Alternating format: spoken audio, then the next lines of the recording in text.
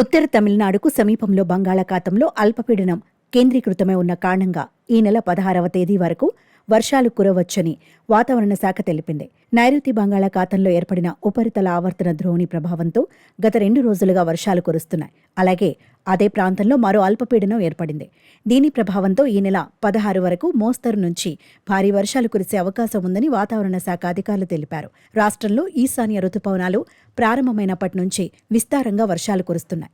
చెన్నై పరిసర ప్రాంతాల్లో రాత్రిపూట వర్షాలు కురుస్తున్నాయి. ఇప్పుడు బంగాళాఖాతంలో ఏర్పడే ఉపరితల ఆవర్తన ద్రోణి అల్పపీడన ప్రభావంతో పాటు గత 2-3 రోజులుగా వర్షాలు కురుస్తున్నాయి. బుధవారం మాత్రం మైలాడుదురై, కారైకాల్ ప్రాంతాల్లో భారీ వర్షం కురవడంతో విద్యా సంస్థలకు సెలవిచ్చారు. అలాగే కడలూరు, అరియలూరు, పెరంబలూరు జిల్లాల్లో మాత్రం కేవలం పాఠశాలలకు మాత్రమే సెలవు ప్రకటించారు.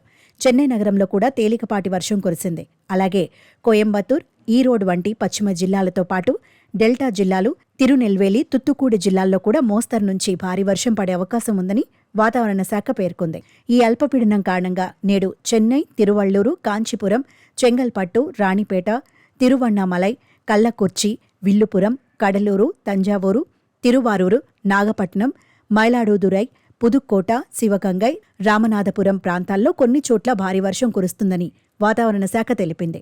మరోవైపు అల్పపీడన ప్రభావంతో ఏపీలోని పలు ప్రాంతాల్లో భారీ వర్షాలకు అవకాశం ఉందని అమరావతి వాతావరణ కేంద్రం అధికారులు హెచ్చరించారు.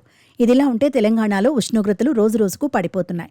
కొన్ని ప్రాంతాల్లో 15 డిగ్రీల సెల్సియస్ కంటే తక్కువగానే ఉష్ణోగ్రతలు రికార్డవుతున్నాయి.